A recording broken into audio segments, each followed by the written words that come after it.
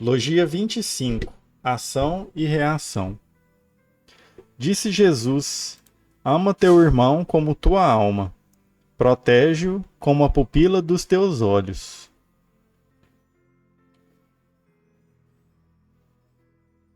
Este, de acordo com os ensinamentos de Jesus, é o segundo maior mandamento da lei de Deus.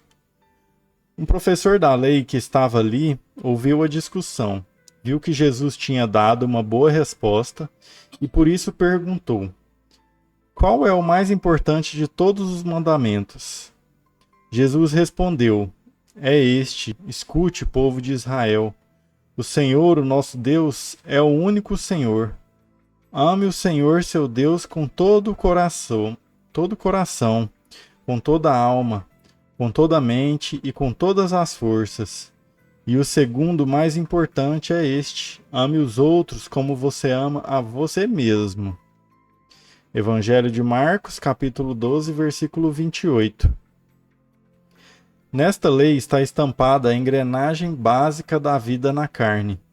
Os sentimentos que um espírito emana para outros é o mesmo que gostaria para si. Baseado nesta lei, que pode ser considerada parte da lei da ação e reação, Deus determina a vida de todos os espíritos na matéria carnal. Se um espírito deve dar a outro apenas o que gostaria para si, quando ele emana sentimentos negativos contra alguém, quer dizer que espera receber este mesmo sentimento de retorno. Como Deus é justo, faz a sua vontade.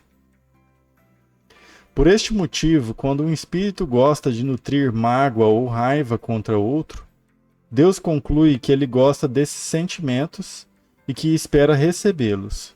Para que isto aconteça, Deus coloca à sua frente outros espíritos que nutram os mesmos sentimentos e dá o raciocínio para que ele os transformem em atos.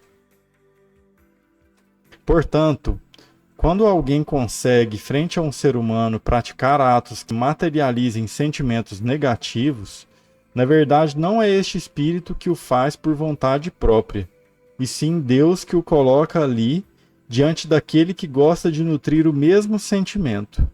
Isto é justiça, isto é Deus onipotente.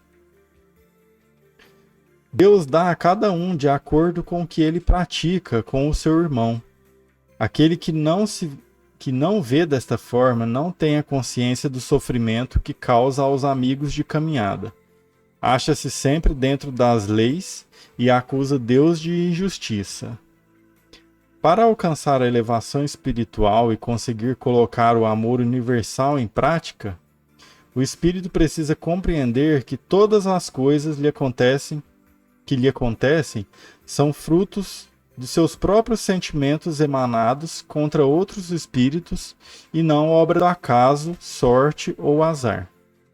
Deus utiliza-se daqueles que possuem sentimentos idênticos para que um mostre ao outro todo o sofrimento que está causando. Quando um espírito recebe um ato proveniente de um sentimento negativo, é porque praticou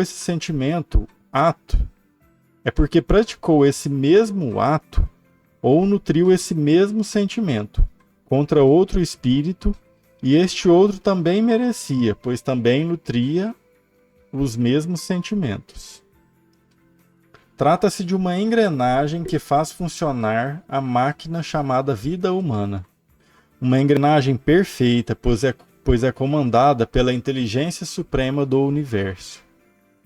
Todos recebem conforme as suas obras e por isso sempre estará sendo alcançada a justiça perfeita. Quando o ser humano se transformar em espírito e começar a vigiar seus sentimentos, não mais será merecedor de receber atos que sejam embasados em sentimentos negativos, doando, portanto, amor e recebendo amor. Enquanto o ser humano achar que alguma coisa possa estar errada, o errado será ele por acreditar apenas em seus conceitos. Deus sempre encontrará alguém que mostre a ele como está errado. Enquanto o ser humano gritar com o outro, receberá gritos. Invejar, receberá inveja. Magoar receberá mágoas. Tudo começa na própria reforma íntima, e não na reforma dos demais. O espírito que imaginar que não pode ficar sem dar uma resposta à altura é porque ainda não aprendeu que receberá a mesma resposta que der aos outros. A vida espiritual é um eco de tudo o que se faz.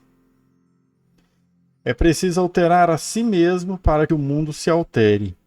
Somente quando o espírito alcançar o amor universal, que lhe trará o desprendimento do certo ou errado, bem ou mal, ele conseguirá encontrar a verdadeira felicidade.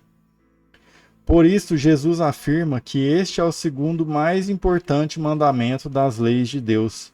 É preciso que o ser humano não espere sempre ser contentado para que alcance a felicidade, mas contente-se com o que receber de Deus, sabendo que foi o que plantou. Ama teu irmão como tua alma. Ame o outro como você ama a si mesmo, ou seja, aceite sempre que as outras pessoas estão certas, como assim elas se imaginam. Não julgue, e Deus não o julgará. Não acuse, e Deus não o acusará. Queira para seu irmão tudo aquilo que deseja para você. Se busca a fama, não o faça difamando os outros. Se busca o contentamento, não o faça desagradando aos outros. Se quer o elogio, não o consiga através da crítica. O espírito ampliará qualquer sentimento quando aplicá-lo sobre os outros. O amor só será o sentimento primas de um espírito quando for colocado em prática com todos os outros. Colocado em prática com outros espíritos, quis dizer. Não há espírito que consiga amar a si mesmo sem que antes ame os outros. Não existe ninguém que consiga estar certo sem que dê a razão aos outros. O certo é aquele que não possui certezas, mas admite as certezas alheias. Enquanto o espírito procurar manter a posse moral sobre as coisas, ter razão, ele perderá a verdade, a razão. Perdendo a verdade, poderá encontrar a única certeza: nada sabe. Enquanto procurar achar alguma coisa, estará perdendo o amor ao próximo e a si mesmo. Para poder amar ao próximo, é necessário que ame a si mesmo. Para amar a si mesmo, é necessário ver a igualdade plena em todas as coisas. Esta igualdade não permitirá que o espírito se sobreponha em momento algum. Esta forma de proceder, porém, não pode levar à submissão. O espírito deve dar a cada um o direito de achar o que quiser, mas não pode fazer do achar de cada um o seu próprio. Deve doar a razão a estes, mas não compartilhá-la. O não achar deve permanecer sempre. Quando um espírito estiver frente a outro, que ainda imagina-se capaz de achar alguma coisa, deve entender-se esta forma de proceder e deixá-lo imaginando-se certo, mas não pode absorver esta convicção como sua, não se indispor com ele. Isto é não ter conceitos, a única forma de se alcançar o amor universal. Não ter conceitos não pode passar pela formação de um novo conceito, o de que ninguém deve ter conceitos. O espírito que tem o amor universal aceita que todos ajam da maneira que acham certo, sem buscar corrigi-los. Isto é, amar aos outros como a si mesmo, respeitar qualquer posição contrária, mesmo que esta não esteja de acordo com as leis de Deus. O espírito que invoca o conhecimento das leis de Deus para obrigar os outros a agir como ele acha, está incorrendo no mesmo erro que está querendo evitar. Aquele que se diz conhecedor de verdades superiores às dos outros está utilizando um sentimento de superioridade que extingue o amor. Portanto, amar os outros não é corrigi-los, mas aceitá-los como são. Protege-o como a pupila dos teus olhos. É a esta proteção que Jesus se refere. O espírito tem que proteger seu irmão para que viva da forma que bem entender, do modo que achar que deve, e não obrigá-lo a fazer o que ele acha. A pupila dos olhos é o local onde se formam as imagens, ou seja, por onde o espírito imagina que entende as coisas. É através das imagens captadas que o espírito imagina como as coisas são. Portanto, para amar seu irmão, o espírito deve dar-lhe o direito de imaginar que as coisas são da forma que ele acha que são. Proteger as suas pupilas é proteger a sua forma de enxergar as coisas. Proteger o seu irmão como proteger a pupila dos olhos é deixar que cada um enxergue as coisas como quiser. Amar seu irmão é, antes de tudo, respeitar o direito que ele tem de ver as coisas dentro de seu próprio individualismo. Amar o seu irmão é desobrigá-lo, conferindo-lhe a liberdade de sentimentos e conhecimentos. Amar desta forma é colocar em prática a lei que diz que os espíritos devem se amar mutuamente, conforme Deus os ama, pois o Pai dá a cada um o direito de sentir o que quiser.